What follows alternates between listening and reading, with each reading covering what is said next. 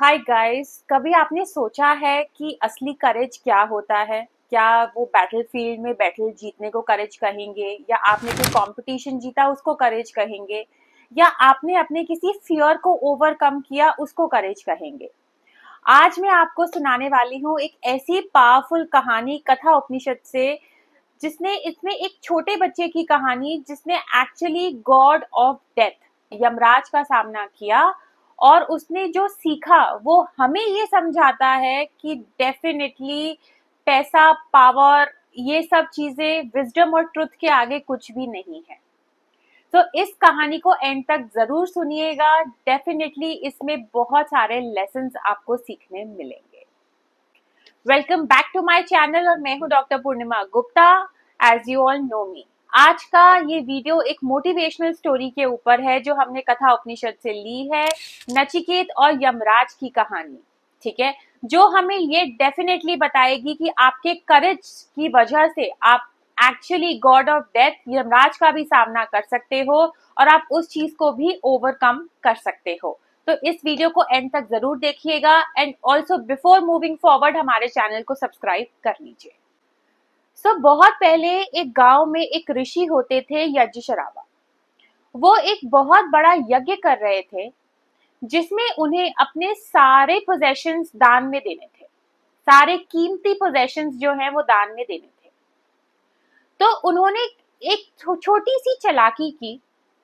उन्होंने अपनी वीक गायें, जो काउज होती हैं, वीक गायें दान में दे दी इंस्टेड ऑफ हेल्दी काउज। ठीक है, अब वो गायें ऐसी थी, ना वो कुछ खाती थी, ना वो चल पाती थी, ना ही वो दूध देती थी। उनका बेटा था नचिकेत। वो एक छोटा बच्चा था, मगर वो दूर से ये सब कुछ देख रहा था। नचिकेत अपनी एज से बहुत ही ज्यादा मैच्योर था। उसने ये सोचा कि चैरिटी तो प्योर चीजों से होती है। कोई अपनी यूजलेस आइटम किसी को दान देकर ये कैसे सोच सकता है कि हम चैरिटी करते हैं या अच्छा कर्मा कमा रहे हैं। ठीक है, वो अपने पिताजी के पास गया और उसने जाके ऋषि से पूछा कि आप मुझे किसको दान में दोगे। ऋषि ने उसके सवाल को काफी टाइम तक इग्नोर किया, मगर नचिकेत बार बार ये क्वेश्चन पूछता रहा कि आप मुझे किसे दान में दोगे। तो ऋषि को गुस्सा आ गया। ऋषि इरिटेट हो गए और उन्होंने कहा, मैं तुम्हें यमराज को दे दूंगा, द गॉड ऑफ डेथ। बात जो है गुस्से में कही गई थी, इरिटेशन में कही गई थी, बट नचिकेत ने उसे बहुत सीरियसली ले लिया और वो तैयार हो गया यमराज के पास जाने के लिए। नचिकेत यमराज के घर पहुंचा, मगर यमराज जो थे वो घर पे नहीं थे। नचिकेत वहां पर 1, 2, 3 भूखा प्यासा यमराज के घर के बाहर उनका इंतजार करता रहा। फिर यमराज आए। उन्होंने देखा एक छोटा बच्चा उनके घर के बाहर बैठा है, भूखा प्यासा। यमराज को बहुत बुरा लगा, क्योंकि अतिथि देवो भव। इस बच्चे ने कुछ खाया नहीं, कुछ पिया नहीं, और यमराज के घर के पास पड़ा है।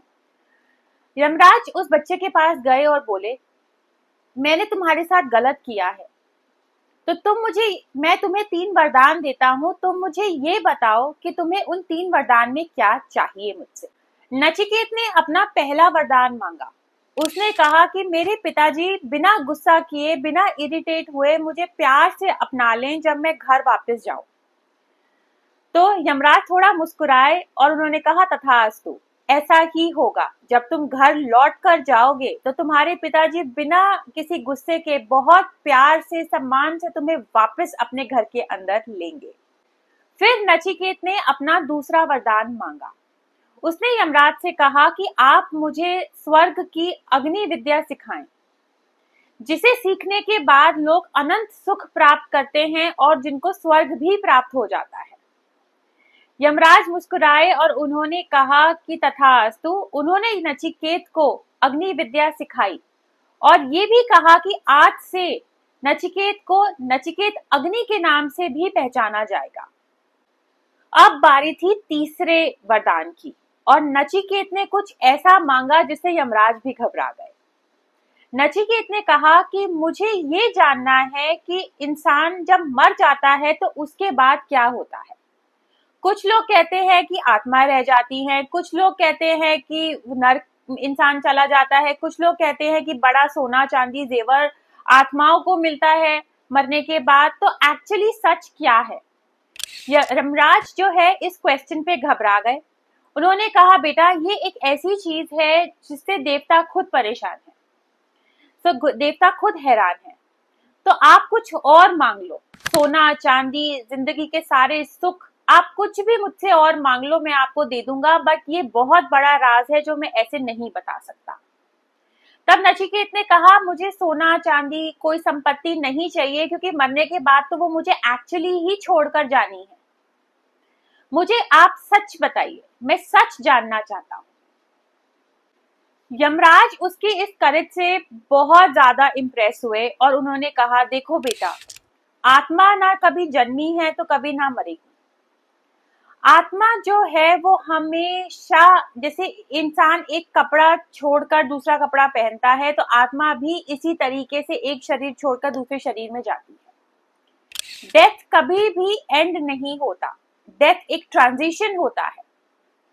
आपने एक जन्म में बहुत सारी चीजें सीखी, अब आपने ट्रांजिशन लिया और आप नेक्स्ट जन्म की तरफ जाते हो। जैसे आप क्लासेस में करते हो, क्लास 1 आपका खत्म हुआ, आपने सब कुछ सीखा, फिर आप क्लास 2 में गए अपनी हायर लर्निंग्स के लिए।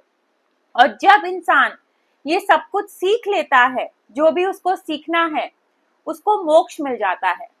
उसकी आत्मा ये जन्म और मरण की चीजों से ही बाहर निकल जाती है। तो मोक्ष प्राप्त करने का सबसे अच्छा तरीका होता है अपनी जिंदगी में सीखो, विजडम, नॉलेज। अगर आप ध्यान लगाते हो, भगवान का नाम लेते हो, अपनी सिचुएशन से आप अपने लेसन्स बहुत जल्दी लर्न कर लेते हो, तो आप मोक्ष के और पास जा रहे हो। वरना आप इसी जन्म मरण में लगे रहोगे जब तक आप अपने लेसन्स को लर्न नहीं कर। नचिकेत ये सब सीखने के बाद अपने घर लौट आया, मगर अब वो एक छोटा बच्चा नहीं रह गया था, वो एक ज्ञानी बन गया था जिसके पास वो समझ थी जो शायद उसके पिताजी के पास भी नहीं थी। और इसीलिए उसका नाम हमेशा के लिए अमर हो गया। ये कहानी बहुत पुरानी है और बहुत हमें जिंदगी का सच सिखाती है कि जिंदगी में जो भी सिचुएशंस आपकी लाइफ में आ रहे हैं, उससे बस सीखो, करेज रखो, और सीख कर आगे बढ़ोगे तो वो सिचुएशंस आपके लिए वैसे ही खत्म हो जाएंगी।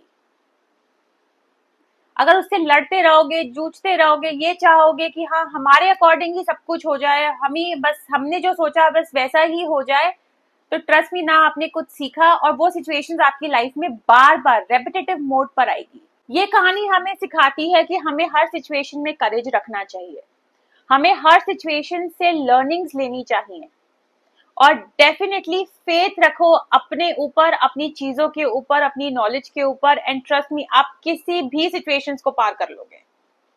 सो ये बहुत ही इंटरेस्टिंग कहानी थी। आई जस्ट होप आपको इससे कुछ सीखने मिला होगा। फिर मिलेंगे एक नई स्टोरी के साथ बहुत जल्दी। Take care.